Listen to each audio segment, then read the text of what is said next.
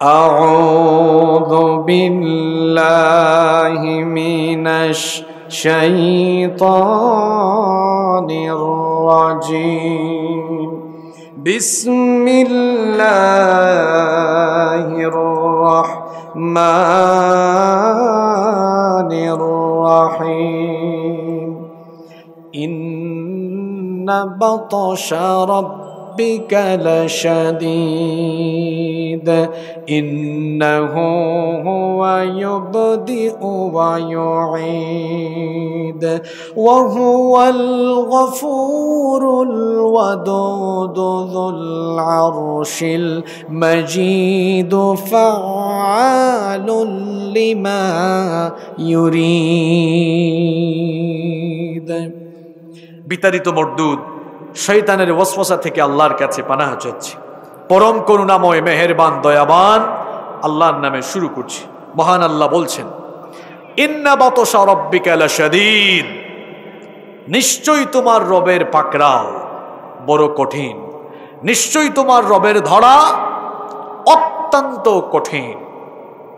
আল্লাহ তাআলা পাকড়াওটা বড় সাংঘাতিক হয়। তিনি অত সহজে কাউকে ধরেন না, আবার ধরে ফেললে ছাড়েন না। আল্লাহ অত সহজে কাউকে ধরেন না, কিন্তু ধরে ফেললে ছাড়েন না। এজন্য আল্লাহ তাআলা বলছেন, ইন্না বাতশা রাব্বিকা লাশাদীদ,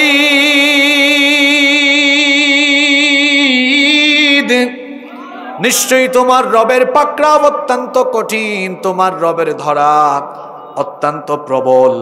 তিনি যখন ধরেন কিভাবে ধরেন? কোরআন বুঝার একটা মজা হলো, কোরআনের এক আয়াতের তাফসীর অন্য আয়াতের মধ্যে পাওয়া যায়। আমার আল্লাহ যখন ধরেন কেমন করে ধরেন, তার ধরার ধরনটা কেমন হয়?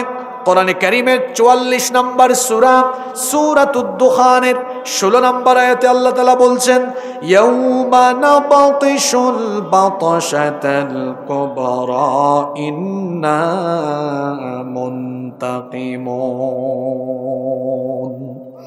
আল্লাহ তাআলা বলছেন, যেদিন তিনি ধরেন সেই দিন তিনি প্রবলভাবে ধরেন, কারণ আমার আল্লাহ হচ্ছেন এমন প্রতিশোধ গ্রহণকারী। যখন তিনি ধরেন সাংঘাতিকভাবে ধরেন এবং সকল হিসাব নিকাশ তিনি তখন চুকিয়ে নেন। রব্বুল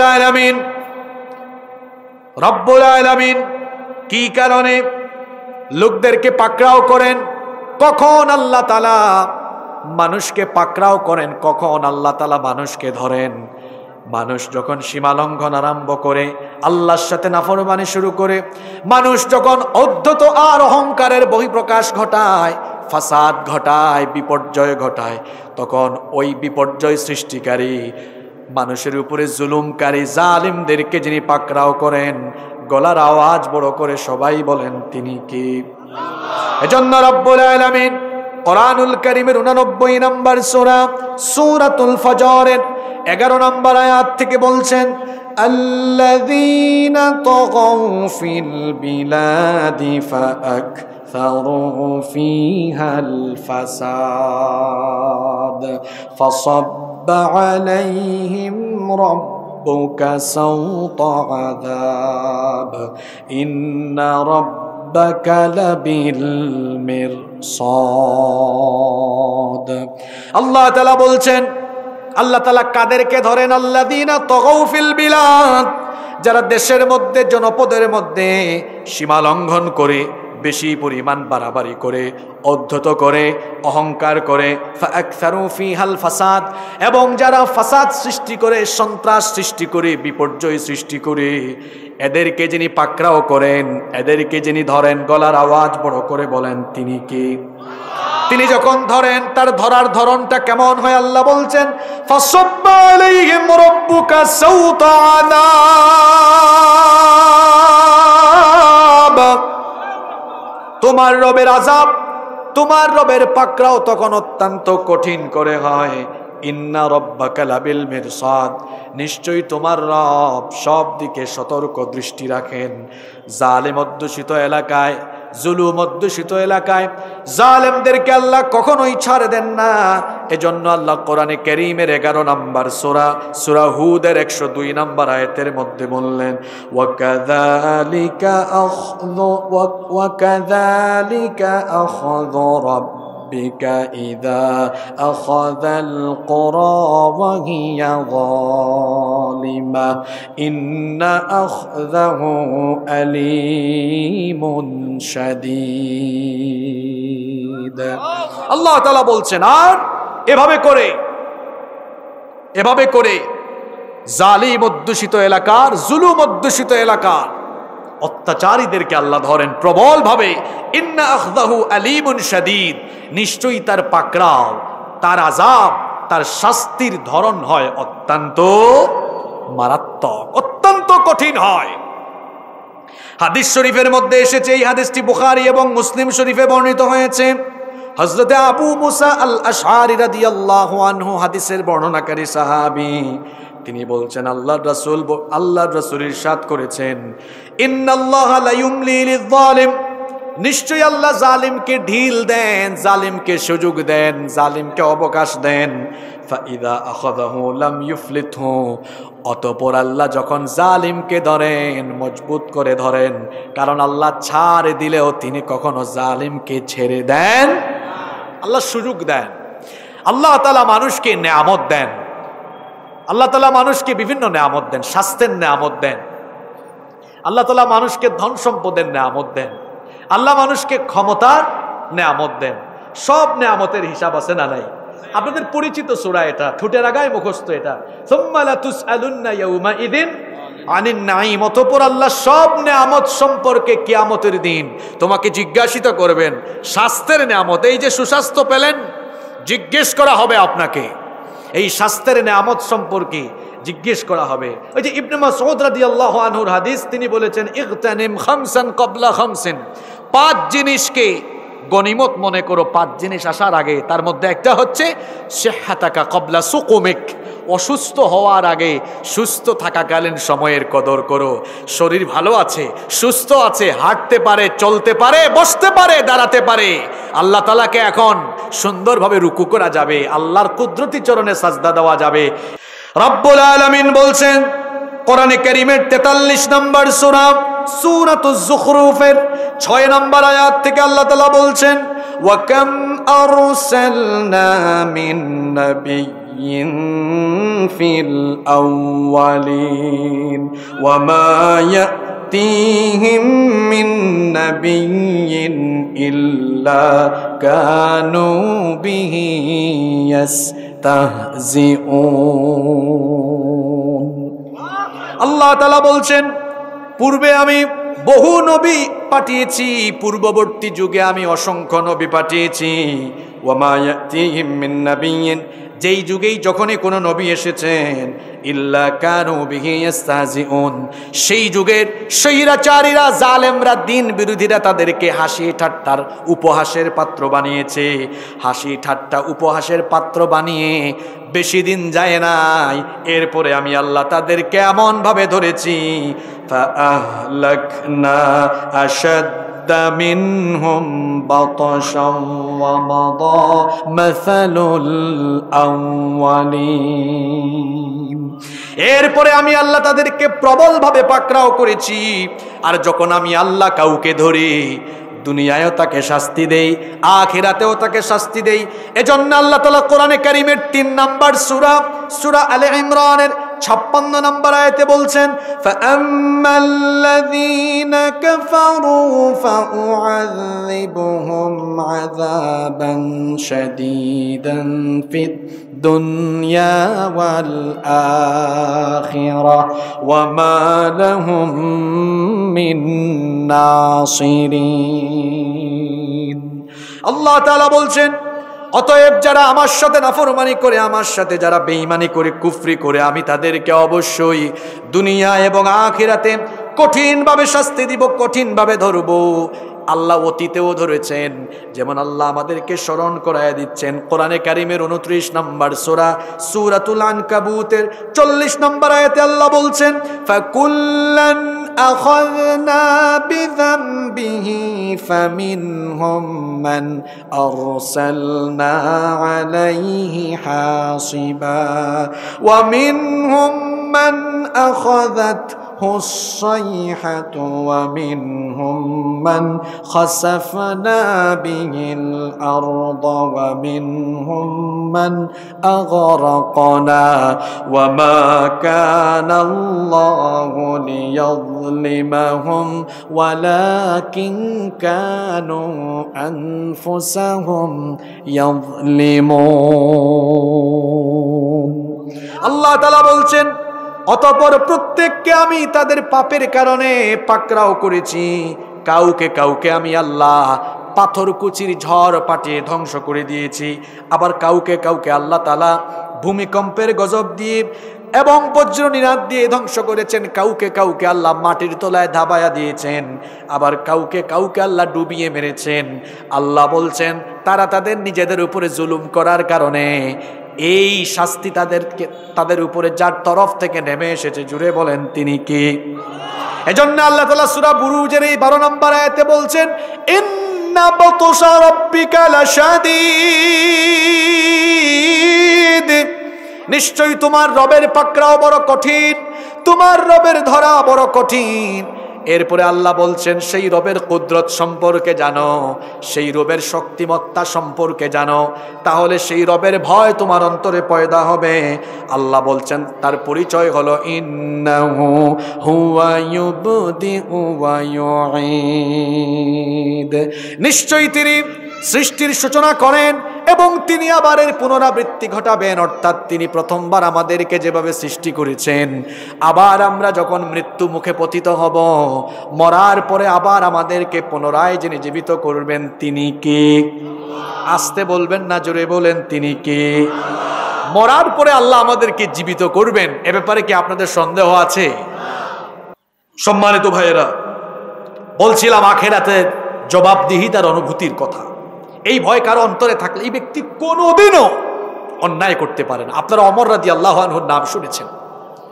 ওমর রাদিয়াল্লাহু আনহু নরম না গরম মানুষ? সবাই জানে তিনি খুব গরম মানুষ, কিন্তু তার অন্তরে ভয় কেমন, আল্লাহর ভয় কতটুকু ছিল। একটা ঘটনা আমি কি বলবো? ওমর রাদিয়াল্লাহু আনহু অর্ধ পৃথিবীর শাসনকর্তা, অর্ধ দুনিয়া শাসন করেছেন তিনি। একবার রাতের অন্ধকারে মোমবাতির আলো জ্বালিয়ে, সেই যুগে তো এরকম ইলেকট্রিক্যাল লাইট ছিল না, মোমবাতির আলো জ্বালিয়ে তিনি অফিসিয়াল কাজ করছেন। এমন সময় তার কিছু রিলেটিভ আসলেন দেখা করার জন্য, দরজায় নক করলেন। তিনি তাদেরকে ভেতরে ঢুকতে না দিয়ে থামিয়ে দিলেন, বললেন দাঁড়াও। থামিয়ে দিয়ে তিনি তার সামনে থাকা মোমবাতির আগুন ফু দিয়ে নিভিয়ে দিলেন, নতুন আরেকটা মোমবাতিতে আগুন জ্বালালেন, তারপর বললেন ওকে এবার ঢুকতে পারো, কামেন। এরা ভেতরে যখন আসলো তখন এরা কিউরিসিটি নিয়ে জানতে চাইলেন, আমিরুল মুমিনিন আপনার সামনে তো মোমবাতি প্রজ্বলিত ছিল, সেটা নিভিয়ে দিয়ে আরেকটা কেন নতুন করে জ্বালালেন? আরেকটা জ্বালানোর তো কোনো প্রয়োজন ছিল না। তিনি বললেন প্রয়োজন ছিল বলে জ্বালিয়েছি। তোমরা আসার আগে রাষ্ট্রের টাকায়, জনগণের টাকায় কেনা মোমবাতির আলো জ্বালিয়ে রাষ্ট্রের কাজ, অফিসিয়াল কাজ করছিলাম। তোমরা আমার রিলেটিভ, এসেছো হয়তো ব্যক্তিগত কথা বলবা, চিন্তা করলাম রাষ্ট্রের টাকা, জনগণের টাকায় কেনা মোমবাতির আলো জ্বালিয়ে তোমাদের সাথে ব্যক্তিগত কথা আর আত্মীয় স্বজনের কথা বললে আমার জনগণের আমানত নষ্ট হবে, রাষ্ট্রের সম্পদ নষ্ট হবে, আখিরাতে আল্লাহর দরবারে আমাকে আসামি হতে হবে। এই ভয়ে আমি জনগণের টাকায়, রাষ্ট্রের টাকায় কেনা মোমবাতির আগুন নিভিয়ে দিয়ে আমি নিজের টাকায় কেনা মোমবাতির আগুন জ্বালিয়ে তোমাদের সাথে ব্যক্তিগত আলাপ আর আত্মীয় স্বজনের হক আদায় করে কথা বলছি। আমার দেশের চিত্র, উপজেলার চেয়ারম্যান হয়ে যে গাড়িটা পায় তার 14 গোষ্ঠী ওই গাড়িতে উঠায়। কথা বুঝেন নাই? এই অনুভূতিটা আসে কখন? তখন আসে আমার রব আমার হিসাব নিবেন। ফজরের নামাজ কি ভয় থাকে যে আমার জোহরের আগে লাশ হয়ে যাওয়ার সম্ভাবনা আছে না নাই? যুবকরা ভাবতেছে কি কোন হুজুর, আমার বয়স এখনো মাত্র 20। Keep in your mind there is no serial of death. মৃত্যুর কোন সিরিয়াল এসেছেন আগে, চলে যেতে পারেন সবার আগে। কেমন করে ঘুমাও তুমি, কেমন করে ঘুমাও তুমি, ফজর করে কাজা এমন তো হতে পারে জোহরে জানাজা। হতে পারে কিনা? ফজর ছাড়বেন আর কখনো? জোরে বলেন, ফজর ছাড়বেন? যে ব্যক্তি ফজর কাজা করলো ওই ব্যক্তি শয়তানের গোলামি করে শয়তানকে খুশি করে দিন আরম্ভ করলো। আর যে ব্যক্তি ফজর পরে দিন আরম্ভ করলো সে মহান রবকে খুশি করে প্রাণবন্ত মন নিয়ে, একটা পবিত্র মন নিয়ে, অন্তর নিয়ে দিনের কাজ আরম্ভ করলো। সুবহানাল্লাহ। আমরা পবিত্র মন নিয়ে দিন শুরু করব, পরে ইনশাআল্লাহ। আমার দেশে ওয়াজ মাহফিলে মানুষ বেশি আর নামাজে মানুষ। আমার নবীর মসজিদ ছিল কাঁচা, মুসল্লি ছিল পাকা, আর এখন মসজিদ হয়ে গেছে পাকা কিন্তু মুসল্লির অভাবে মসজিদ পড়ে থাকে ফাঁকা। নামাজের খবর নাই। এমনকি বহু ওয়াজ মাহফিলের শ্রোতা এশার নামাজও পড়ে না, আবার মাহফিলের প্রধান বক্তার ওয়াজ শুনে রাত 1টা পর্যন্ত ওয়াজ শুনে বাড়ি যায়, ফজরের নামাজ আদায় করে না কাজা করে। আপনি এত ওয়াজ শুনে কি হবে যদি আপনার নামাজের আমল ঠিক না থাকে? এজন্য আমি অনুরোধ করব, আখিরাতের ভয় অন্তরে লালন করুন। দেখি বলেন তো, বিচার দিবসে আল্লাহ হাক্কুল্লাহ, আল্লাহর হক, হাক্কুল ইবাদ, বান্দার হকের বিচার করবেন। সর্বপ্রথম আল্লাহর হকের হিসাব হবে, আর সেই হিসাব শুরু হবে কোন জিনিস দিয়ে? জোরে বলেন, জোরে বলেন। তো প্রথম প্রশ্ন আপনাদের কমন পড়ছে না আনকমন? এটা যারা নামাজ পড়েন তাদের তো কমন, যারা পড়ে না, আদায় করে না, আনকমন কোয়েশ্চেন সিলেবাসের বাইরে চলে আসছে। সিলেবাস ঠিক করেন। সিলেবাস তো দেওয়াই আছে। সিলেবাস কি? সিলেবাস হচ্ছে কদ আফলাহাল মুমিনুন আল্লাযীনা হুম ফি সলাতিহিম খাশিউন। এরপরে বলেছেন কয়েক আয়াত পরে, ওয়াল্লাযীনা হুম আলা সালাওয়াতিহিম ইউহাফিজুন। Successful indeed are the believers, those who humble themselves in their prayer. সফল কাম তারা, নামাজে বিনয়ী হয়েছে যারা, এবং শেষের দিকে আল্লাহ বলেছেন নামাজের হেফাজতকারী হয়েছে যারা, এরাই হচ্ছে সফল কাম। এদের জন্য আল্লাহ তার জান্নাতুল ফেরদাউস রেখে দিয়েছেন। সুবহানাল্লাহ। নামাজ ছাড়বে না যদি আখিরাতের অনুভূতি থাকে, বেপরদা হবে না যদি আখিরাতের অনুভূতি, জবাবদিহি, তার ভয় অন্তরে থাকে। আল্লাহ আখিরাতের ভয় আমাদের অন্তরে ঢুকায় দাও। আরো আসতে বলেন আমিন। আয়াতগুলো শোনেন, খুব সুন্দর তথ্য আছে সামনে।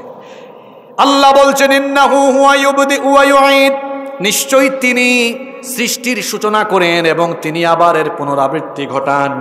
এরপরে আল্লাহ তার পরিচয় দিচ্ছেন ওয়া হুয়াল গফুরুল ওয়াদুদ, তিনি হচ্ছেন গফুর, ক্ষমাশীল। ক্ষমা আল্লাহর অন্যতম গুণ। বান্দা যতই গুনাহ করুক, যদি অনুতপ্ত হয়ে অশ্রুসিক্ত নয়ন আর অবনত মস্তকে আল্লাহর কাছে তওবা করে মাফ চায়, আল্লাহ তাকে মাফ করে দেন। সুবহানাল্লাহ। শুধু তাই নয়, তিনি গফুর, পাশাপাশি ওয়াদুদ, তিনি প্রেমময়, স্নেহশীল। তিনি যখন কাউকে ক্ষমা করেন, তিনি তাকে স্নেহ করেন, তিনি তাকে ভালোবাসেন। সুবহানাল্লাহ। এরপরে আল্লাহ বলছেন যে রব পাকড়াও করেন, অন্যায় করলে শাস্তি দেন, সেই রবের কুদরত তোমরা জানো, সেই রবের কুদরত বুঝো। সেই রব হলেন এমন যুল আরশিল মাজিদ, আরশের অধিপতি। তিনি হলেন সম্মানিত। কিসের অধিপতি? এবার কিছু বিজ্ঞানের কথা শোনেন, বিজ্ঞান ভিত্তিক কিছু বাস্তবিক কথা শোনেন। মনোযোগ আছে না চলে গেছে? আমার কথা কি বোঝা যায়? আমার আল্লাহ কিসের অধিপতি? জোরে বলেন, কিসের? আরশের অধিপতি। আরশ কোথায়? আরশ কোথায়? আরশ হলো সবকিছুর উপরে। বলেন আরশ কোথায়? সবকিছুর। আল্লাহ কোথায়? খালি উপরে। এই প্রশ্ন জানেন না? এটা তো আকীদার প্রশ্ন। আইন আল্লাহ, আল্লাহ কোথায়? ইন্না লিল্লাহি ওয়া ইন্না ইলাইহি রাজিউন। আল্লাহ সব জায়গায়? হ্যাঁ, আল্লাহ সব জায়গায়। আল্লাহ তাআলার দৃষ্টি শক্তি, শ্রবণ শক্তি সব জায়গায় আছে, সব তিনি দেখেন, কিন্তু তিনি কোথায়? তিনি হচ্ছেন আরশে আজিমের উপরে। আলাল আরশ বলা হয়েছে। অন, আলা মানে ইংরেজিতে আমরা অন ব্যবহার করি, on the chair, on the table. On, এটাকে আরবিতে কি বলে? আলা। আর রহমানু আলাল আরশ ইস্তাওয়া। কোরআনে কারীমের 20 নম্বর সূরা, সূরাতুত তাহা এর 5 নম্বর আয়াতে আল্লাহ তাআলা বলছেন রহমান আরশে আজিমের উপরে সমাসীন হয়ে আছেন। আরশে আজিমের উপরে। এবার আসেন আরশ কোথায়, আপনাদেরকে এক ভিন্ন জগতে নিয়ে যাই। এখন আরশ কোথায়? আরশ হলো সবার উপরে। আমরা এখন কোথায়? আমরা এখন 56,000 বর্গমাইলের বাংলাদেশের কোনো একটি জেলার কুড়িগ্রাম জেলার ভুরুঙ্গামারী উপজেলার সোনাহাট এলাকায় আছে। সোনাহাট থেকে অনেকে ঢাকায় যায় নাই, এমন মানুষও আছে না? আছে। এই দেশ তার কাছে অনেক বড়, কিন্তু যারা প্রতিটি জেলায় সফর করেছেন তাদের কাছে দেশটা খুব ছোট। যেমন আল্লাহ আমাদেরকে সব ডিভিশনে নিয়েছেন, খুব ছোট। এটা 56,000 বর্গমাইল আমাদের, খুব ছোট্ট এ দেশ। আমাদের পাশের দেশ আমাদের চাইতে আরো 30-35 গুণ বড়। আয়তনে কানাডা বাংলাদেশের চেয়ে 90 গুণ বড়, আমেরিকা প্রায় 100 গুণ বড়। আয়তনের দিক থেকে পৃথিবীর সবচাইতে বড় দেশের নাম হলো রাশিয়া। এরকম পৃথিবীতে 250টার বেশি দেশ আছে। এই 250টার বেশি দেশ মিলে কি পুরো পৃথিবী না পৃথিবীর মাটি? জোরে বলেন। পৃথিবীর মাটি। পৃথিবীর 4 ভাগের 1 ভাগ মাটি আর 3 ভাগই হলো পানি। সবচেয়ে বেশি পানি কোন সাগরে, কোন মহাসাগরে? প্রশান্ত মহাসাগরে। উইকিপিডিয়াতে সার্চ করে দেখবেন প্রশান্ত মহাসাগরের আয়তন হলো 16,52,50,000 বর্গ কিলোমিটার। একটু সুবহানাল্লাহ মুখ দিয়ে বাইর হয় না? আমার তো মনে গুরুস্থানে বসে আমি কথা বলি। প্রশান্ত মহাসাগরের আয়তন 16,52,50,000 বর্গ কিলোমিটার। আল্লাহ। আটলান্টিক মহাসাগর হলো দ্বিতীয় বৃহত্তম মহাসাগর, যার আয়তন হলো 10,64,60,000 বর্গ কিলোমিটার। সুবহানাল্লাহ। বিশাল এই জলরাশি, 4 ভাগের 3 ভাগ, 1 ভাগ মাটি, এটা মিলে হলো কি পৃথিবী। এই পৃথিবীর চাইতে, পৃথিবী একটা গ্রহ, পৃথিবী একটা কি গ্রহ। আমাদের সৌরজগতে পৃথিবীর বাহিরে আরো অনেক গ্রহ আছে না? বুধ, শুক্র, ইউরেনাস, নেপচুন, এগুলো ছোটবেলা আপনারা পড়েছেন। এই যে আমাদের সৌরজগতে এতগুলা গ্রহ আছে, এর সেন্টারে অবস্থিত সূর্য। সূর্য হলো পৃথিবীর চাইতে 13 লক্ষ গুণ বড়। সুবহানাল্লাহ পড়তে ইচ্ছে করে না? অর্থাৎ 13 লক্ষ পৃথিবী যত বড়, একা একটা সূর্য তত। আপনারা বলবেন হুজুর কি কর আপনি এগুলা? হ্যাঁ, আমরা তো সকালবেলা যেটা দেখি সূর্য এত বড় লাগে, মনে হয় এত বড়। আমরা কক্সবাজারে গেলে সূর্য অস্ত গেলে ছেলেরা এইভাবে ছবি তুলে যে তার হাতের মধ্যে নিয়ে ফেলেছে। এটা বোঝানোর জন্য একটা উদাহরণ দেই। উড়োজাহাজ দেখেছেন তো আপনারা? বিমান দেখেন নাই? আচ্ছা, বিমান যখন উপরে থাকে তাকে বড় লাগে না ছোট লাগে? হ্যাঁ, ছোট। আর যখন নিচে নামে, আপনি দেখবেন ঢাকা এয়ারপোর্টে, দুবাই গেলে দেখবেন, এখানে তো আমাদের ঢাকা এয়ারপোর্টে লেটেস্ট মডেলের বিমানগুলো আসে না, বোয়িং 777 দেখা যায়। মাঝে মাঝে ইমারত, ইতিহাদ, কাতার এয়ারলাইন্স, টার্কিশ এয়ারলাইন্সের কিছু বড় বিমান আসে। আপনি দুবাই যান, দেখবেন লেটেস্ট মডেলের বিমান সেখানে। এক একটা বিমান যখন নামে, বিশাল বিশাল বিমান, কিন্তু আকাশে থাকলে ওইটা ছোট। তাহলে বোঝা গেল আকাশে থাকলে ওইটা কি লাগে? ছোট লাগে। সূর্যকে তো ছোট লাগে কেন জানেন? কারণ আপনার এই জমিন থেকে, মাটি থেকে সূর্য হলো 15 কোটি কিলোমিটার দূরে। সুবহানাল্লাহ কইতে ইচ্ছে করে না আপনাদের? হ্যাঁ, আমি আসছি মাত্র 700 কিলো দূর থেকে, আর আমাদের থেকে সূর্য হলো 15 কোটি কিলোমিটার দূরে। কত কোটি? জোরে বলেন, কত কোটি? ওখানে যেতে আপনার সময় লাগবে কেমন? ধরুন আপনাকে একটা কল্পনার জগতে নিয়ে যাই। মনে করেন আপনি একটা গাড়ি দিয়ে সূর্যে রওনা করেছেন, সূর্য যেখানে আছে ওই দূরত্বে যাবেন। আপনি যদি দিনরাত 24 ঘন্টা না থেমে ঘন্টায় 100 মাইল বেগে গাড়ি চালান, তাহলে সূর্য পর্যন্ত পৌঁছাতে আপনার 106 বছর সময় লাগবে। কত বছর? 106 বছর। আর আপনি যদি বলেন না আমি গাড়ি দিয়ে যাব না, আমি জাম্বু জেট নিয়ে চলে যাব, জাম্বু জেট দিয়ে গেলেও আপনার 19 বছর সময় লাগবে। তবে আশ্চর্যের ব্যাপার হলো, যত দ্রুতগামী নবযান নিয়ে যান না কেন, সূর্যকে আপনি ধরতে পারবেন না। এখানে যারা বিজ্ঞান নিয়ে পড়াশোনা করেন তারা জানেন যে মহাশূন্যের কোনো কিছুই স্থির নয়। কুল্লুন ফি ফালাকি ইয়াসবাহুন, সবকিছু সন্তরণ করছে, পরিভ্রমণ করছে, ঘুরছে। এজন্য আপনি যেদিন বুরুঙ্গামারি থেকে রওনা দিবেন সূর্য আজকে এক জায়গায়, 106 বছর পরে যদি হায়াত থাকলে জানো, গিয়ে দেখবেন ওটা ওই জায়গায় নাই, আরেক জায়গায়। আল্লাহু আকবার। 15 কোটি দূরে আছে সূর্য, এই সূর্যের চাইতে বড় কিছু কি মহাশূন্যে নাই? তারকা হলো সূর্যের চাইতে আরো বিশাল বড়, তারার হিসাবে সূর্য আকারে অনেক ছোট। বিজ্ঞানীরা আজ পর্যন্ত যতগুলো তারকার সন্ধান পেয়েছেন, এই তারকাগুলোর অর্ধেকই হলো সূর্যের চাইতে বড়, এবং এগুলো বিশাল আকার, দানবের মতো।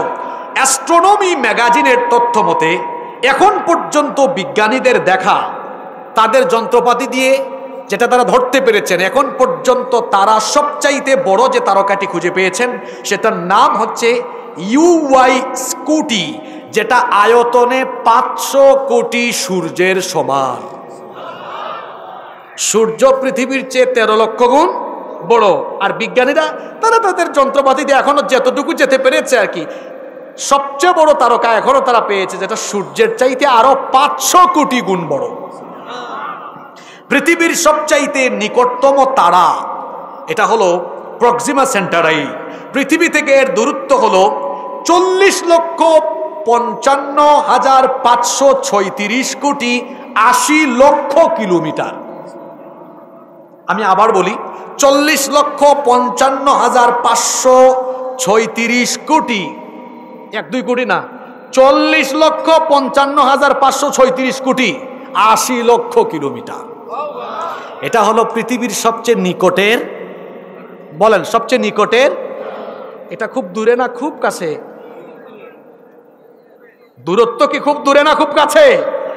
আচ্ছা, এরপরে আসেন এই প্রক্সিমা সেন্টারাই থেকে একটু দূরে অবস্থিত আলফা সেন্টারাই এ এবং আলফা সেন্টারাই বি, এটা আরো 0.1 আলোকবর্ষ দূরে, অর্থাৎ আরো 96,000 কোটি কিলোমিটার আরো বেশি ডিস্টেন্সে অবস্থিত। আল্লাহু আকবার। এগুলো আমরা কোন জায়গায় আছি? প্রথম আসমানে না, প্রথম আসমানের নিচের মহাশূন্যে। এ ধরনের একটা দুইটা নয়, বিলিয়ন মিলিয়ন বিলিয়ন ট্রিলিয়ন তারকারাজি আল্লাহ এক এই মহাশূন্যের একটা গ্যালাক্সির ভেতরে সৃষ্টি করেছে। কয়টা গ্যালাক্সি? এখন গ্যালাক্সির সংখ্যা কি একটা? বিজ্ঞানীরা বলেছেন এখন পর্যন্ত আমাদের তথ্য মতে পৃথিবীতে 2 লক্ষ কোটি পরিমাণ গ্যালাক্সির সন্ধান তারা মহাশূন্যে পেয়েছে। কত লক্ষ কোটি? 2 লক্ষ কোটি। আছেন কোথায়? এখনো প্রথম আসমানের উপরে না নিচে? এটা হলো প্রথম আসমানের মহাশূন্য, এরপরে প্রথম আসমান, এরপরে দ্বিতীয় আসমানের মহাশূন্য, এরপরে দ্বিতীয় আসমান। দ্বিতীয় আসমানের তুলনায় প্রথম আসমান এত ছোট, সাহারা মরুভূমিতে হাতের আংটি যেমন তুচ্ছ, দ্বিতীয় আসমানের তুলনায় আল্লাহর প্রথম আসমান ততটুকু তুচ্ছ। তারপরে তৃতীয় আসমানের মহাশূন্য, তারপরে তৃতীয় আসমান, তারপরে চতুর্থ আসমান। আসমান কয়টা? আল্লাযী খালাকা সাবআ সামাওয়াতিন তিবাকা।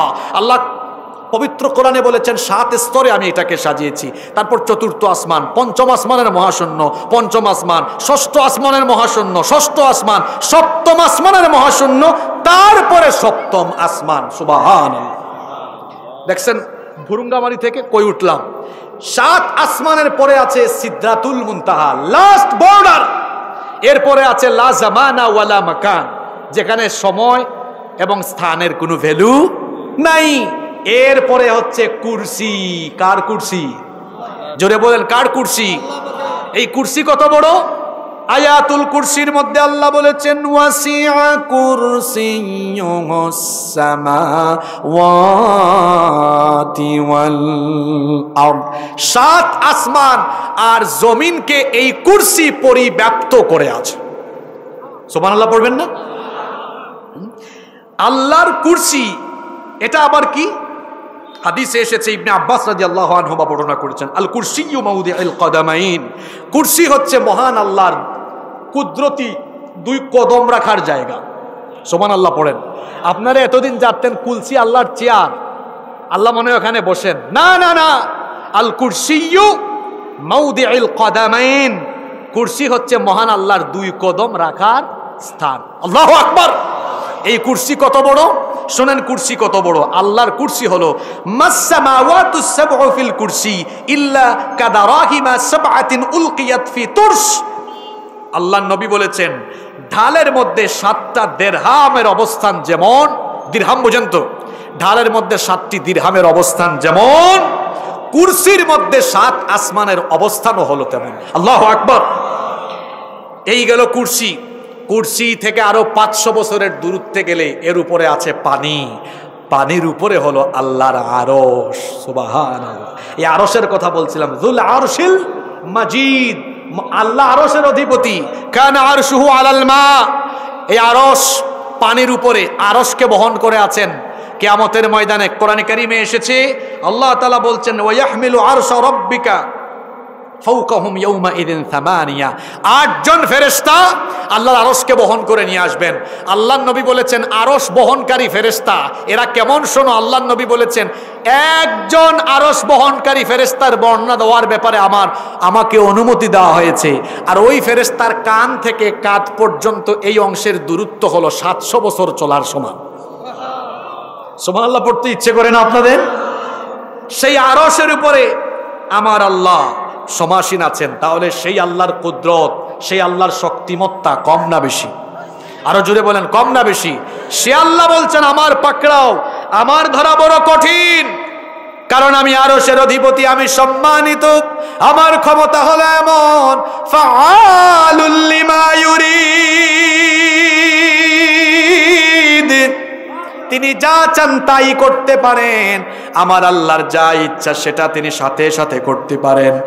তিনি ধনীকে গরিব বানিয়ে দিতে পারেন, গরিবকে তিনি ধনী বানিয়ে দিতে পারেন, ফকিরকে বাদশা বানাতে পারেন, বাদশাকে তিনি ফকির বানাতে পারেন। আমার আল্লাহ যদি চান ক্ষমতাসীন ব্যক্তিকে ক্ষমতাহারা করতে পারেন, আবার অসহায় ব্যক্তিকে ক্ষমতায় বসাতে পারেন কিনা?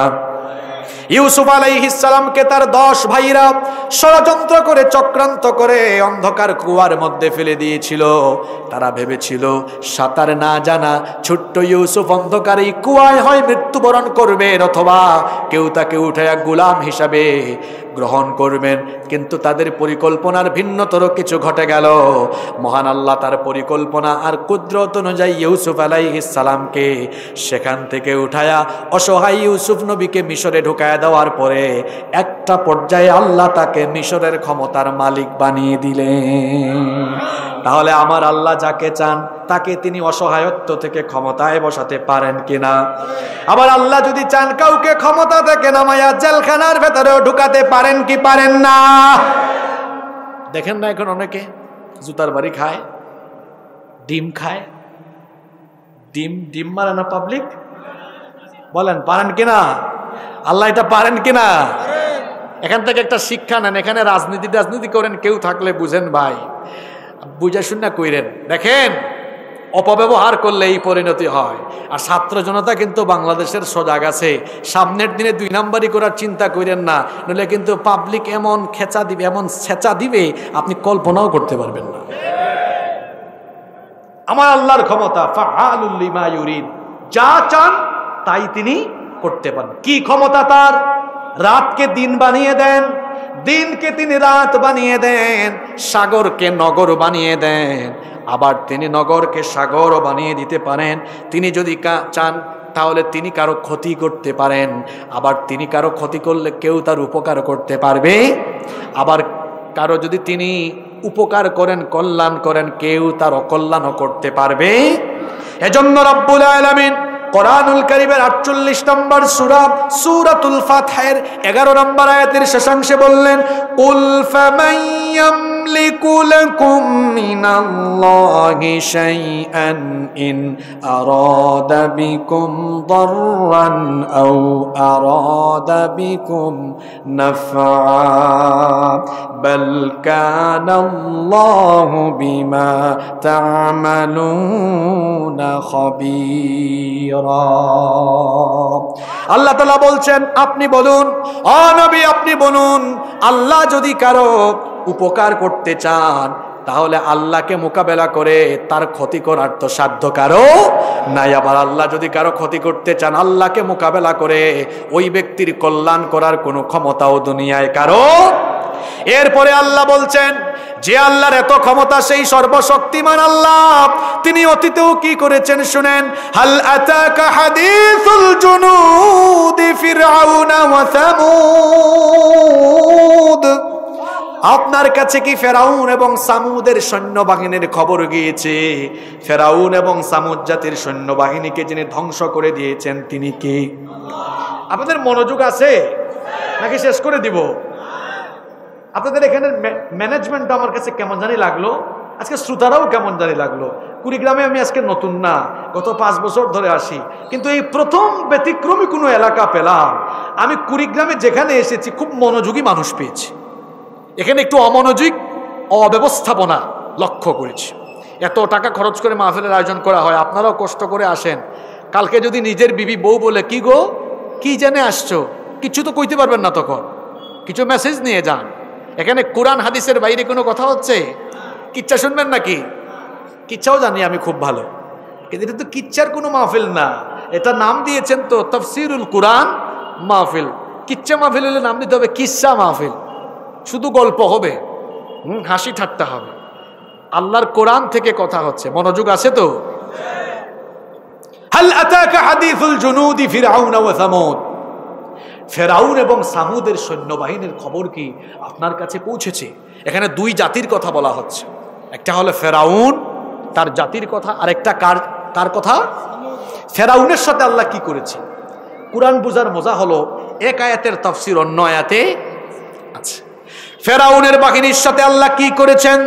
কোরআনে কারীমের 10 নম্বর সূরা সূরা ইউনূসের 90 নম্বর আয়াত থেকে আল্লাহ বলছেন, ওয়াজাওয়াজনা বিবানি ইসরাঈলাল বাহরা ফাআতবা'আহুম ফিরআউনু ওয়া জুনুদুহু বাগায়াও ওয়া আদাওয়া।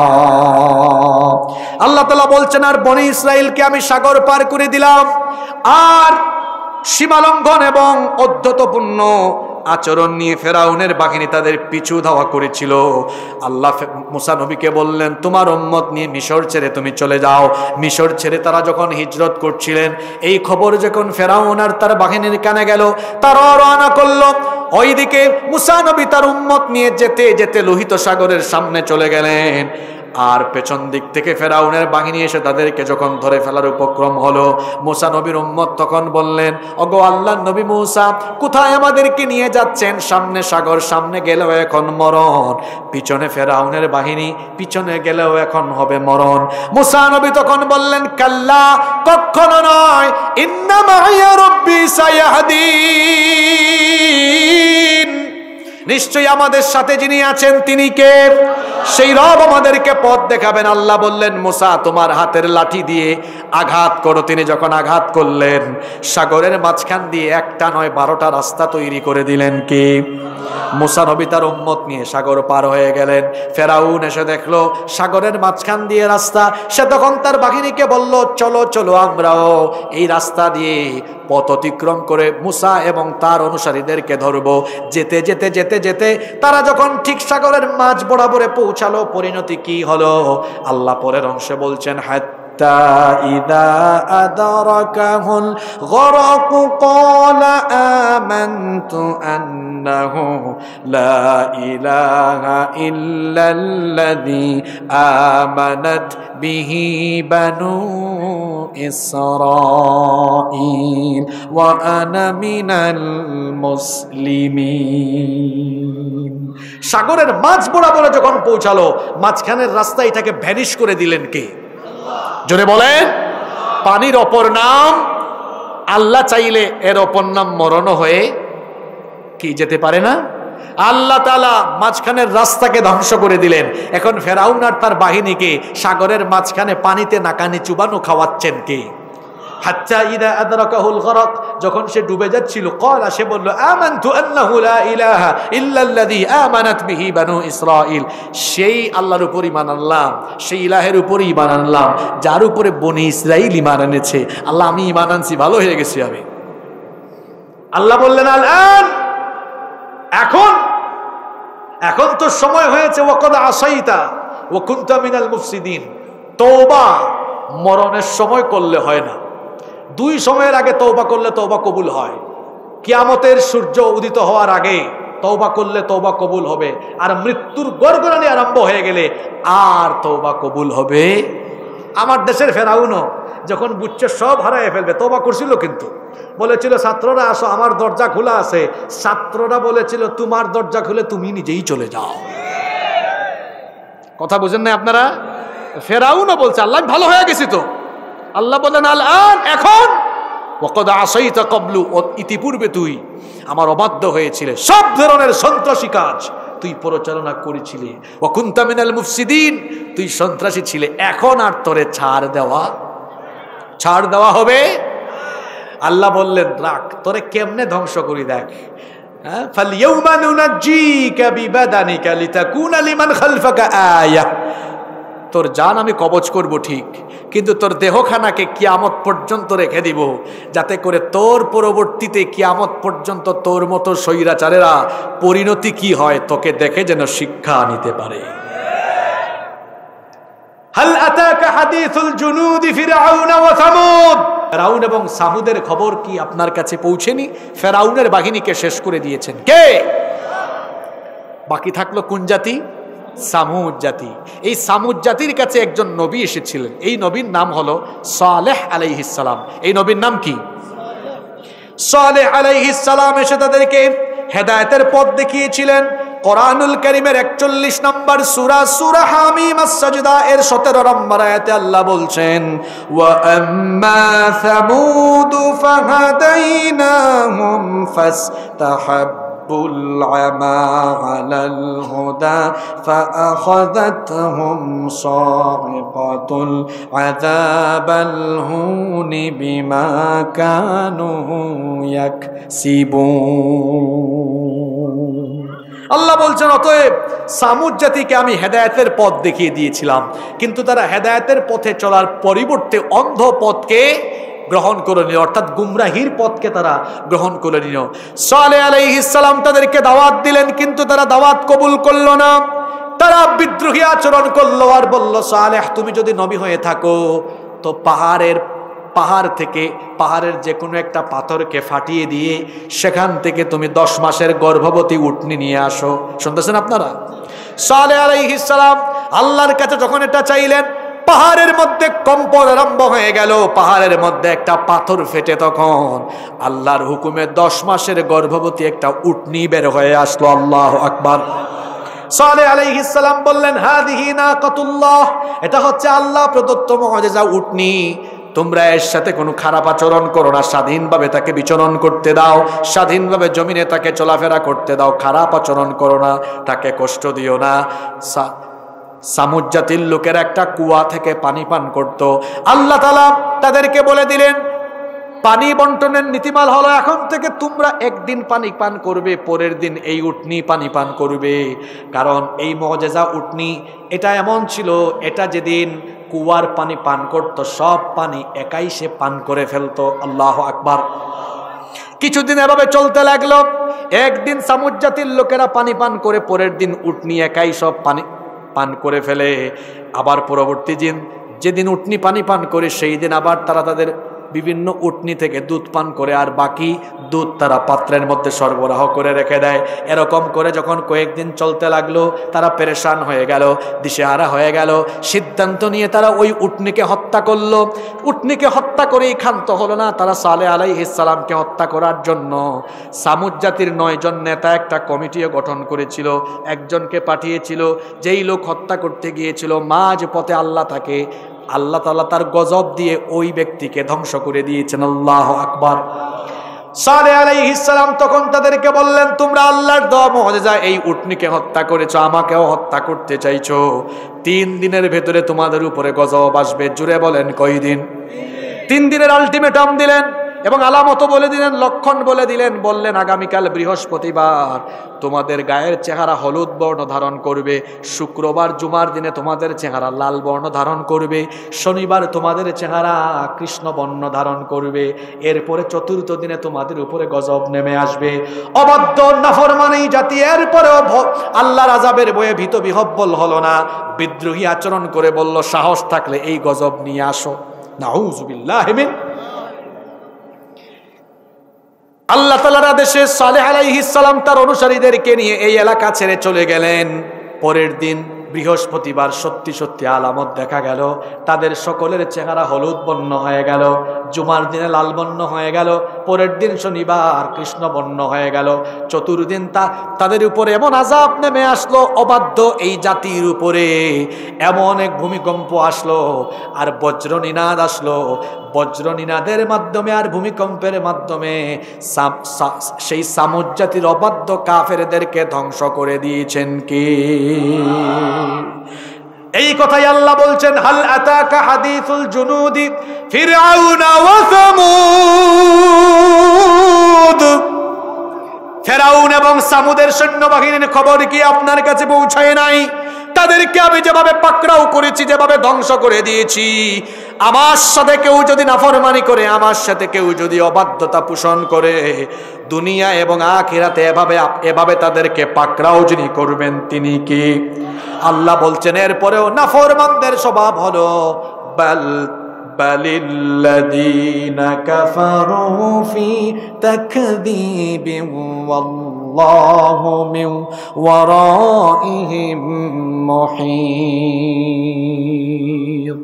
এরপরেও তারা মিথ্যা রূপে অভ্যস্ত হয়ে আছে, মিথ্যার মধ্যে পড়ে আছে। তারা জানে না ওয়াল্লাহু মিন ওয়ারাইহিম মুহীত, তাদেরকে পরিবেষ্টন করে যিনি আছেন তিনি কে? এতক্ষণ যে কথাগুলো বললাম, আল্লাহ বলছেন এগুলো কোনো নবী, কোনো পয়গাম্বর, কোনো আলেমুল আমাদের বানানো কথা নয়। বাল হুয়া কুরআনুম মাজিদ, এগুলো কোরআনের কথা। এটা মহামান্বিত, সম্মানিত, মর্যাদা সম্পন্ন কোরআন। এই কিতাব কার? এবার আল্লাহ বললেন এটা কোথায় এই কিতাব কোথায় সংরক্ষিত সেটাও শোনো। এই কিতাব সংরক্ষিত আছে, এটার পরিবর্তন হয় না, হবেও না। কারণ হলো ফি লাউহিম মাহফুজ, এটা লাউহে মাহফুজে সুরক্ষিত ফলকের মধ্যে লিপিবদ্ধ করা। আরশ কোথায় সেটা তো বলেছিলাম। এবার শুনেন লাউহে মাহফুজ কোথায়। আল্লামা ইমাম ইবনে কাসির রাহিমাহুল্লাহ তার তাফসীর ইবনে কাসিরের ভেতরে খুব সুন্দর বর্ণনা দিয়েছেন। এর ব্যাপারে কোন মুফাসসির বলেছেন আল্লাহর আরশের ডান পাশে লাউহে মাহফুজ অবস্থিত, এবং এটি এমন একটি সুরক্ষিত ফলক যেখানে পৃথিবীর সূচনা লগ্ন থেকে নিয়ে ধ্বংস হওয়ার দিন পর্যন্ত যা যা হবে সেই ফলকে সুরক্ষিত করে সবকিছু লিপিবদ্ধ করে রাখা হয়েছে। তাও সুবহানাল্লাহ মুখ দিয়ে বের হয় না। মনে থাকবে গো আপনাদের কথা। এই ভুরুঙ্গামারিতে আসার আগে আমি খুব হিসাব নিকাশ করে আসবো, কারণ গুরুস্থানের মুর্দা এরা। এতক্ষণ এত কথা বললাম, শুনলেন না। কাল পরশু একটু ইউটিউব বাজায় শুনেন যে হুজুর 1 ঘন্টা কি বলে গেল। আমার স্যার এখানে বক্তব্য রেখেছিলেন যে কিছু কিছু এলাকায় পাওয়া যায় বকাউল্লাহ আর সুনাউল্লাহ। তো এখানে আমি হয়েছি বকাউল্লাহ, আপনারা হয়েছেন সুনাউল্লাহ। বকলাম, আপনার শুনলেন, কিন্তু বুঝাউল্লাহ নাই। বকাউল্লাহ আর সুনাউল্লাহ হইলে হবে না, এর পাশাপাশি বুঝাউল্লাহ হইতে হবে। বুঝাউল্লাহ বুঝেন নাই? একটু বুঝে শোনা যাবে। এই কোরআন এর বাড়ি কোথায়? জোরে বলেন, এর বাড়ি কোথায়? লাউহে মাহফুজে সুরক্ষিত ফলকে। তাইলে বলেন এই কিতাব পরিবর্তন কাটছিট করার কোনো সুযোগ আছে? জোরে বলেন, কোনো সুযোগ আছে? কথায় আছে শেষ ভালো যার, সব ভালো তার। চমৎকার কিছু তথ্য আমি শেষের দিকে শেয়ার করি। এই কোরআন আল্লাহ হেফাজত করছেন। কে হেফাজত করছেন? আল্লাহ বলছেন ইন্না নাহনু নাযালনা যিকরা ওয়া ইন্না লাহু লাহাফিযুন। নিশ্চয়ই কোরআন আমি নাজিল করেছি, আবার এর হেফাজতের দায়িত্ব আমি গ্রহণ করেছি। সুবহানাল্লাহ। হেফাজত কিভাবে করছেন? একদিকে এই কোরআনের সবটুকু লাউহে মাহফুজের মধ্যে লিপিবদ্ধ করা আছে, অন্যদিকে দুনিয়াতেও আমাদের কাছে যেটা আছে এটাও ১৫০০ বৎসর আগে নাজিল হয়েছিল। যেরকম নাজিল হয়েছে সেরকমই আছে, নাকি কয়েকবার সংশোধন হয়েছে? কথা বলতে হবে। চিন্তা করেছেন ১৫০০ বৎসর আগে নাজিল হয়েছে আমাদের নবীজির উপরে, তখন যেমন ছিল এখনো তেমন আছে। কি করে এটাকে এত চমৎকার করে হেফাজত করা হয়েছে? এই তথ্যগুলো কোনো মাহফিলে আপনারা শুনবেন না। এগুলো মনে রাখেন, শুনে যান। এগুলো একাডেমিক আলোচনা, বিভিন্ন মাদ্রাসায় বা ইউনিভার্সিটিতে যখন উলুমুল কোরআন পড়ানো হয় সেখানে এগুলো আলোচনা হয়। কিভাবে আল্লাহ তাআলা এই কোরআনকে লৌহে মাহফুজে, কোরআনের বাড়িতে তো কোরআন সংরক্ষিত আছে, পাশাপাশি এই দুনিয়ায়ও আল্লাহ তাআলা 2 পদ্ধতিতে এর হেফাজত করছেন। কয় পদ্ধতিতে? বলেন, কয় পদ্ধতিতে? নাম্বার 1 এক হিফজের মাধ্যমে, 2 লিখন পদ্ধতির মাধ্যমে। 1 নাম্বার কি বলেছি? হিফজ। নাজিলের যুগেই সেটা ছিল। আল্লাহর নবীর কাছে যখনই জিবরিল আমিন ওহী নিয়ে আসতেন, আল্লাহর নবীর সাথে সাথে ওই আয়াত বা ওই সূরাগুলো মুখস্থ করে ফেলতেন। সুবহানাল্লাহ। নবীজির সাথে সাথে সাহাবীদেরকে তেলাওয়াত শোনাতেন।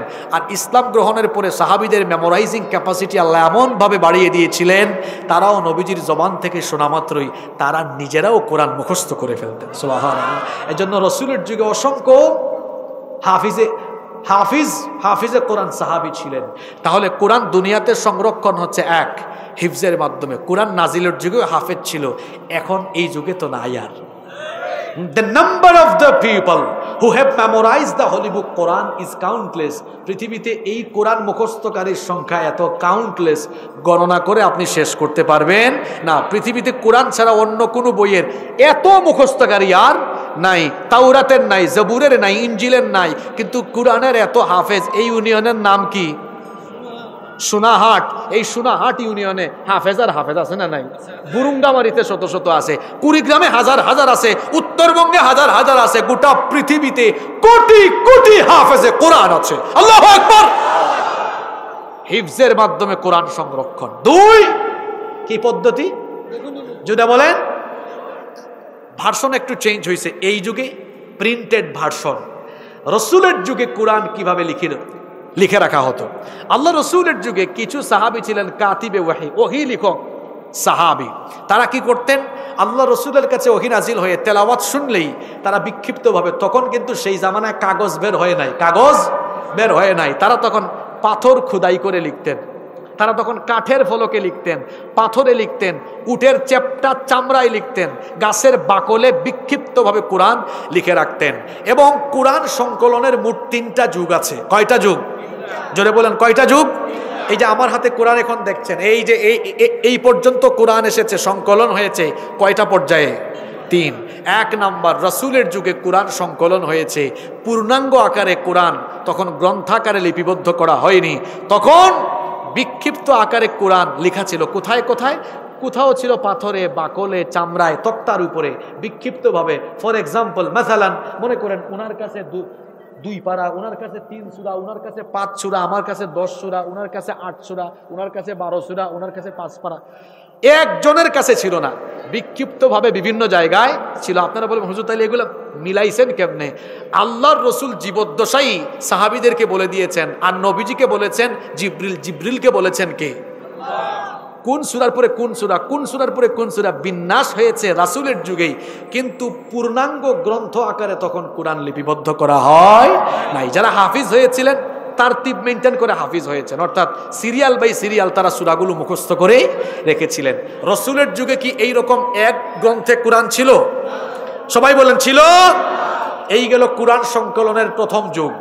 দ্বিতীয় যুগ, ইসলামের প্রথম খলিফার নাম কি? জোরে বলেন। আবু বকর রাদিয়াল্লাহু আনহুর যুগে ইসলাম বিরোধী চক্র মাথা চড়া দিয়ে উঠে। তখন ভণ্ড নবীদের উত্থান ঘটে চরমভাবে। তখন ভণ্ড নবীদের বিরুদ্ধে একটা যুদ্ধ পরিচালিত হয়েছিল, সেই যুদ্ধের নাম ছিল ইয়ামামার যুদ্ধ। ইয়ামামার যুদ্ধে অসংখ্য হাফিজে কোরআন সাহাবী শহীদ হয়ে যান। ইন্না লিল্লাহি ওয়া ইন্না ইলাইহি রাজিউন। এত সংখ্যক হাফেজ সাহাবী শহীদ হলেন। যুদ্ধের পরে ওমর ইবনুল খাত্তাব রাদিয়াল্লাহু আনহু আবু বকর রাদিয়াল্লাহু আনহুর কাছে এসে বললেন, খলিফাতুল মুসলিমিন, অসংখ্য হাফিজে কোরআন সাহাবী শহীদ হয়ে গিয়েছেন, আল্লাহর কোরআন আমাদের কাছে একটা গ্রন্থের ভেতরে লিপিবদ্ধ নাই, পাশাপাশি এত হাফেজ চলে গেলেন। আমরা যদি এই মুহূর্তে যারা বেঁচে আছেন ওই হাফেজ সাহাবী আর যাদের কাছে কোরআন লেখা আছে, এই দুইয়ের কম্বিনেশন সমন্বয় ঘটিয়ে কোরআনকে গ্রন্থাকারে লিপিবদ্ধ না করি, আগামীর দিনে এটা আমাদের জন্য বিপজ্জনক হতে পারে। তখন তিনি সিনিয়র সাহাবীদেরকে ডাকলেন, ডেকে পরামর্শ নিলেন, সবাই পরামর্শ দিলেন, রায় দিলেন। এরপরে 42 জন সাহাবীকে নিয়ে কুরআন গ্রন্থায়ন কমিশন গঠন করা হলো। সেই কমিশনের সচিব হয়েছিলেন যায়েদ ইবনে সাবিত রাদিয়াল্লাহু আনহু। সুবহানাল্লাহ। এই 42 জন সাহাবী কোরআনে কারীম প্রথমবারের মতো আবু বকর রাদিয়াল্লাহু আনহুর যুগে পৃথিবীতে কাগজের প্রচলন শুরু হয়। এবার কাগজের মধ্যে সরাসরি কোরআন হাফিজে কোরআনদেরকে ডেকে ডেকে এনে, যাদের কাছে তক্তায়, বাকলে, চামড়ায়, বিভিন্ন জায়গায় লেখা ছিল এনে এনে এনে এনে জোড়া লাগিয়ে হাফেজদের থেকে শুনে শুনে শুনে শুনে serial by serial Abu Bakr রাদিয়াল্লাহু আনহুর যুগে দ্বিতীয় পর্যায়ে কোরআন সংকলন করে কোরআনকে গ্রন্থাকারে লিপিবদ্ধ করা হলো। সুবহানাল্লাহ। কিন্তু একটা মুশকিল থেকে গেল। এখানে আলেম ওলামারা আছেন, ওনারা জানেন কোরআন নাজিল হয়েছে 7টা ভার্সনে, 7টা আঞ্চলিক ভাষায়। আবু বকর রাদিয়াল্লাহু আনহুর জামানায় কোরআনকে লেখা হলো সব ভাষায়, যত ভাষায় কোরআন নাজিল হয়েছে। কয়টা আঞ্চলিক ভাষায়? আপনারা তো একটা জানেন, যেমন ওয়াদ্দুহা ওয়াল-লাইলি ইযা সাজা মা ওয়াদ্দাআকা রাব্বুকা ওয়া মা ক্বালা। এর আরেকটা ভার্সন আছে, ওয়াদ্দুহি ওয়াল-লাইলি ইযা সাজি মা ওয়াদ্দাআকা রাব্বুকা ওয়া মা ক্বালি।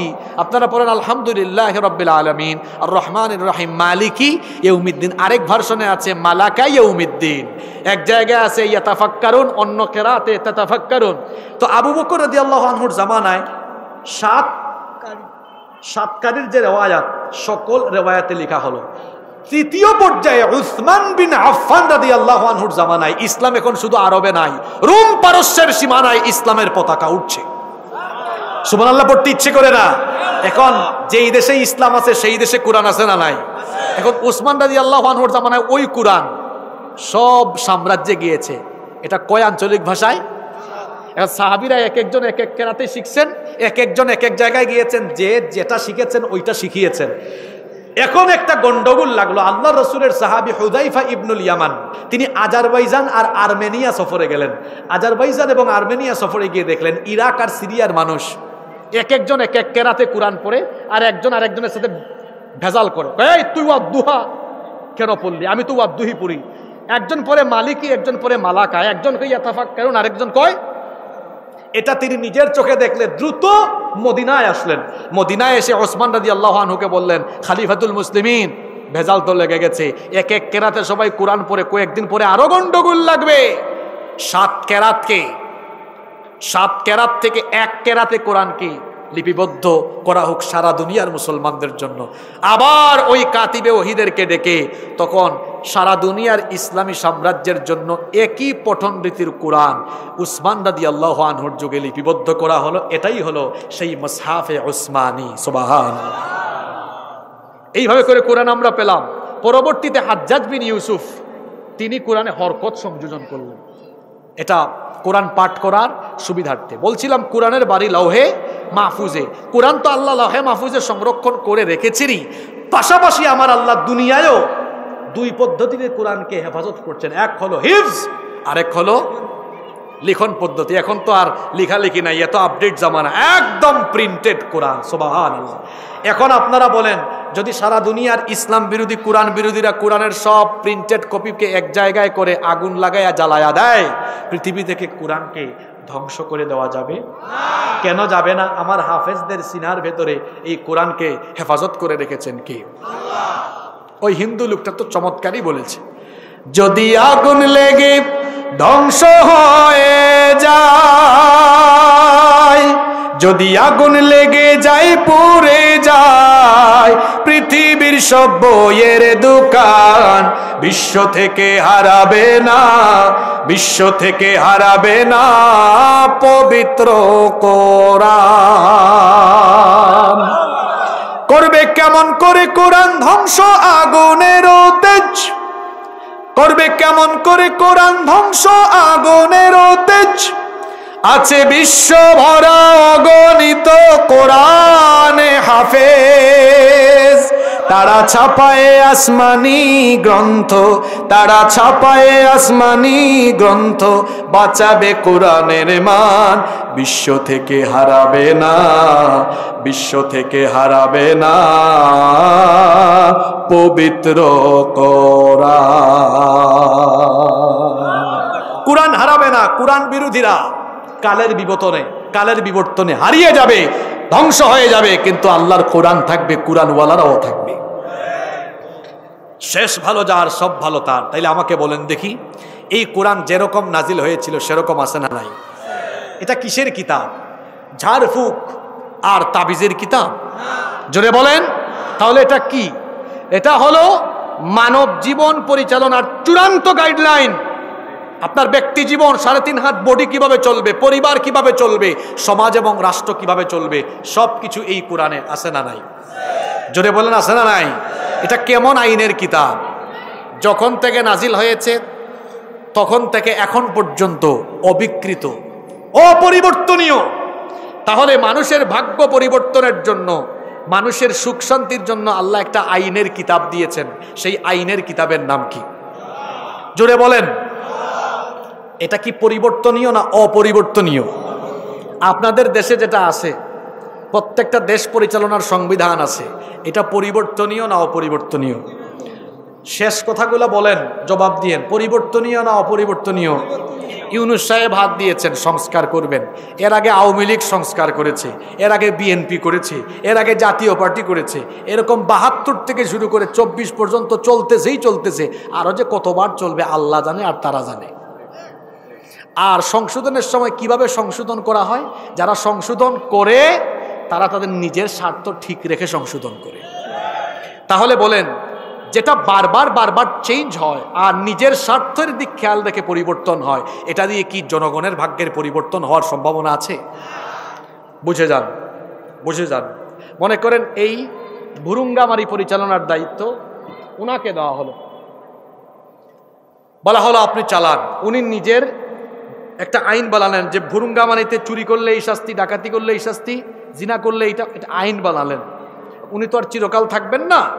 এরপরে উনি আসলেন, আসার পরে উনার আগে যিনি আইন বানিয়েছিলেন উনি সেটা দেখে যেগুলা ভালো লাগলো ওইগুলা রাখলেন, যেগুলা ভালো লাগলো না সেগুলা কি দিলেন? বাদ দিলেন। উনি আসলেন, উনিও কাটছিট করলেন। আমি আবার আইসা দেখলাম যে আমার ক্ষমতার আগের জন যিনি করেছেন, চুরির শাস্তি উনি দিচ্ছেন 6 মাসের জেল। আমার ডানে বামে তো আমার দলীয় লোকজন চোর বেশি, আমি বললাম চুরি করলে 1 মাসের জেল কমাই দিলাম, ক্ষমতা তো আমার কাছে আছে, পরিবর্তন করলাম। উনি আবার করলেন। তাহলে বোঝা গেল মানুষের তৈরি করা আইন যে যখন সুযোগ পায় তার নিজের মতো করে কি করে। জোরে বলেন। এবার আসেন, আবার ওই জায়গায় চলে যান। উনাকে বললাম, বাবা আপনি চালান ভুরুঙ্গামারি, নিজে কোনো আইন বানাতে পারবেন না, আইনের কিতাব আমার কাছে আছে, সেটা কি? চালান। চালাইলেন। উনি কি এখান থেকে একটা বাদ দিতে পারবেন, লাগাইতে পারবেন? তারপরে উনি, তারপরে আমি, তারপর তিনি, তারপর উনি। ব্যক্তির পরিবর্তন হবে, আইনের পরিবর্তন কবে বুঝবেন আপনারা? বাংলাদেশে যদি এইভাবে ব্যক্তি আর দল সংবিধান বানিয়ে তারা নিজেরাই পরিবর্তন করে, আমি চ্যালেঞ্জ করলাম কিয়ামত পর্যন্ত মানুষের ভাগ্যের উন্নয়ন হবে না।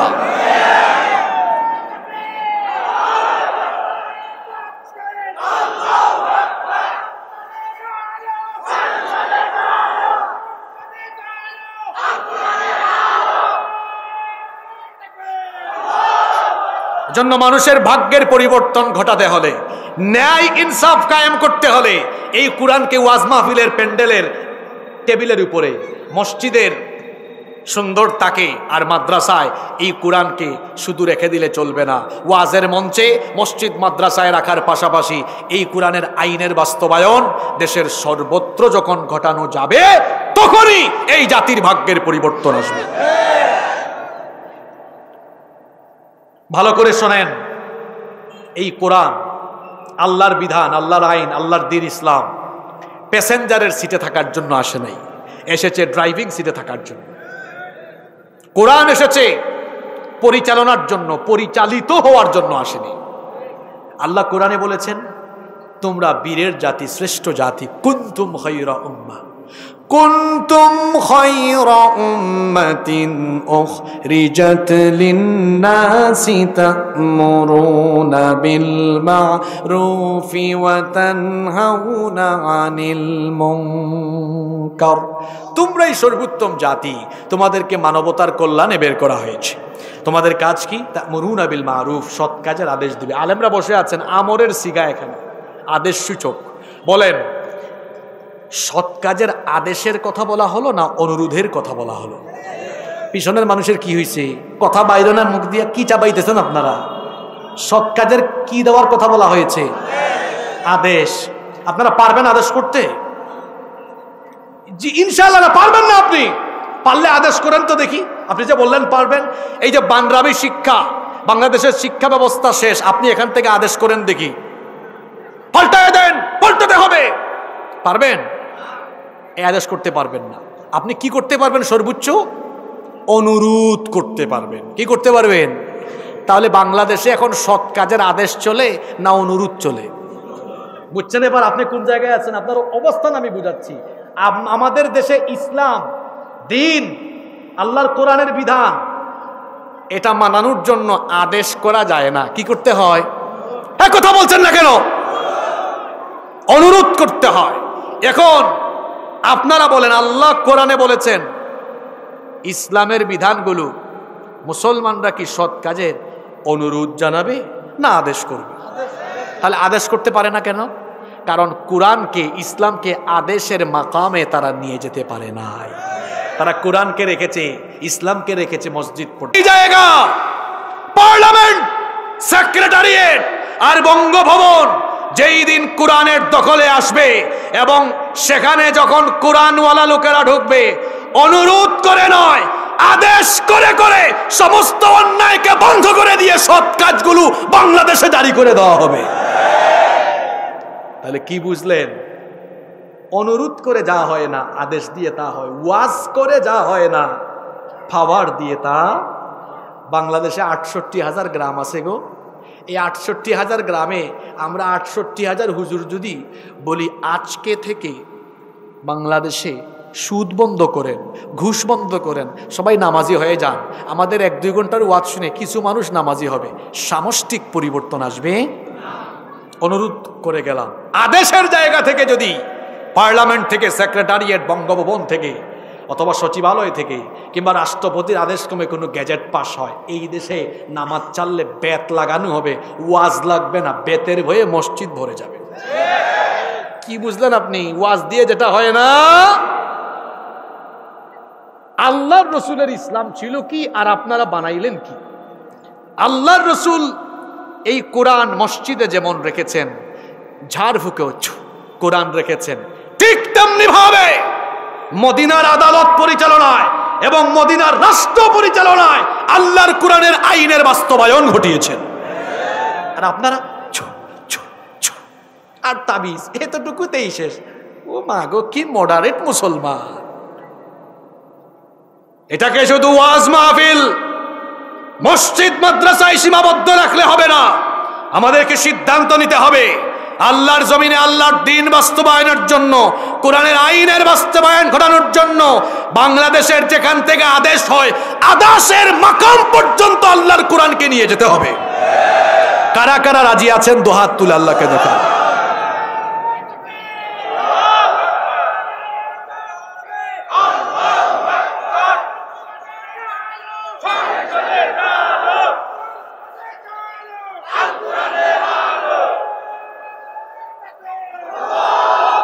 সূরা বুরুজ 12 থেকে 22 এই আয়াতগুলোর আমরা যে আলোচনা শুনলাম, এখান থেকে আমরা কি কি শিখলাম? 1 মিনিটে কিছু শিক্ষা বলি। নাম্বার 1, প্রথম শিক্ষা হলো আমরা আজকের তাফসীর থেকে জানতে পারলাম আল্লাহ তাআলা হচ্ছেন মহাপরাক্রমশালী। তিনি হিসাব নেবেন, বিচার করবেন, তিনি যখন ধরবেন আর ছাড়বেন না। দ্বিতীয় যে শিক্ষাটা আমরা এখান থেকে নিলাম, ওই যে আল্লাহ বলেছেন তিনি ইউবদিউ ওয়া ইউঈদ, যেভাবে সৃষ্টির সূচনা করেছিলেন আবার পুনরাবৃত্তি ঘটিয়ে তোমাদেরকে জীবিতও করবেন। আখিরাতে জবাবদিহিতার ভয় লালন করে আমরা 24 ঘন্টা চলাফেরা করব ইনশাআল্লাহ। 3 নাম্বার, বাড়াবাড়ি করব না আমরা, কারণ বাড়াবাড়ির পরিণতি ইতিপূর্বেও ভালো হয় নাই। ফেরাউন আর সামুদ জাতির ইতিহাস থেকে আমরা শিক্ষা নিব। 4 এবং সর্বশেষ শিক্ষা হলো আমরা কোরআনের পরিচয়ে জানতে পেরেছি এটাকে লৌহে মাহফুজে যেমন হেফাজত করা হয়েছে তেমনি দুনিয়াতেও হেফাজত করা হচ্ছে। এর বিধান অপরিবর্তনীয় এবং এটি সংযোজন করা যায় না, বিয়োজন করা যায় না। এটি ছাড়া মানুষের মুক্তি আসবে না, শান্তি আসবে না। এজন্য শুধু ওয়াজ নসিহতে আর মসজিদে মাদ্রাসায় কোরআনকে রেখে দিলে চলবে না, বরং কোরআন পড়ে, কোরআন বুঝে, কোরআনের রঙে রঙিন হয়ে, কোরআনের আন্দোলনে নিজেদেরকে সামিল করে এই দেশে কোরআনের আইনের বাস্তবায়ন ঘটানোর জন্য প্রাণান্তকর প্রচেষ্টা করতে হবে। আল্লাহ আমাদেরকে এই শিক্ষাগুলো বাস্তব জীবনে প্রতিফলিত করার তৌফিক দান করেন। সভাপতি সাহেব তো আগেই বক্তব্য দিয়েছেন, তাহলে মোনাজাত করে ফেলতে পারি। আল্লাহুম্মা আমিন।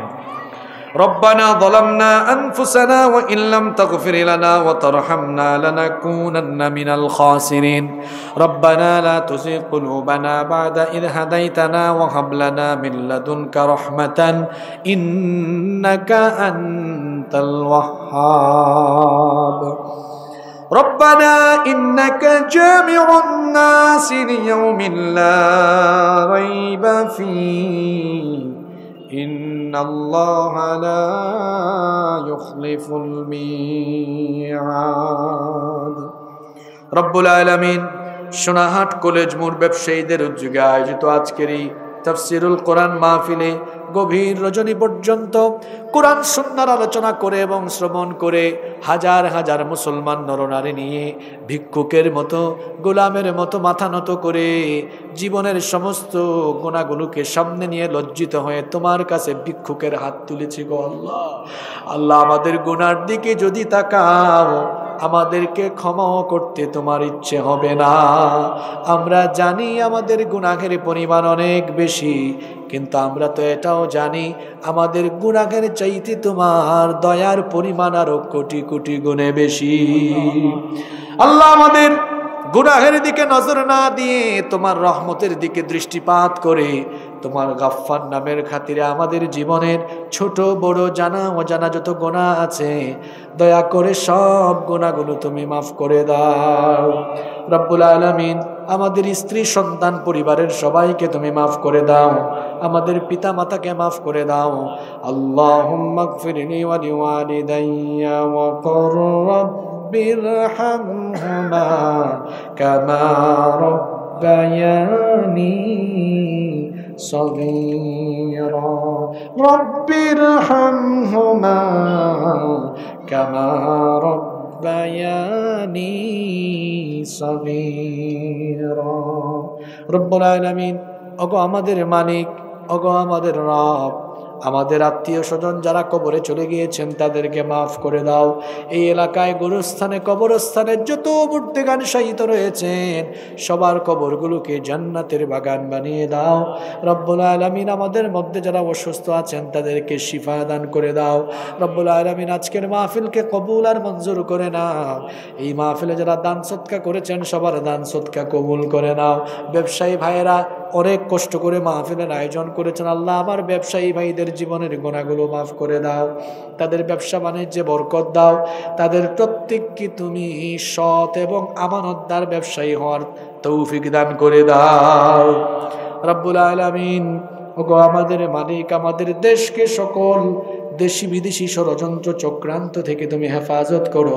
বাংলাদেশে তুমি ইসলামের বিজয়, কোরআনের বিজয় দান করে দাও রব্বুল আলামিন। দেশের আলেম ওলামাদেরকে হেফাজত করো, আমাদের সকলকে তুমি দ্বীনের জন্য কবুল করে নাও। অসংখ্য নারীরা মাহফিলে এসেছেন, আল্লাহ আমার মা বোনদের জীবনের গুনাহগুলো মাফ করে দাও, তাদেরকে নামাজি বানিয়ে দাও। আম্মা জান আয়েশা রাদিয়াল্লাহু আনহার মতো তাদের চরিত্র বানিয়ে দাও। আল্লাহ আমাদের সবাইকে তুমি দ্বীনের পথে অটল অবিচল থাকার তৌফিক দিয়ে দাও।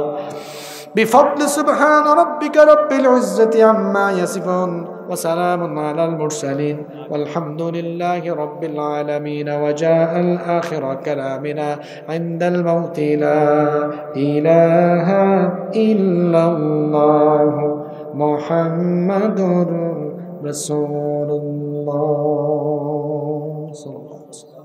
والسلام عليكم ورحمة الله وبركاته.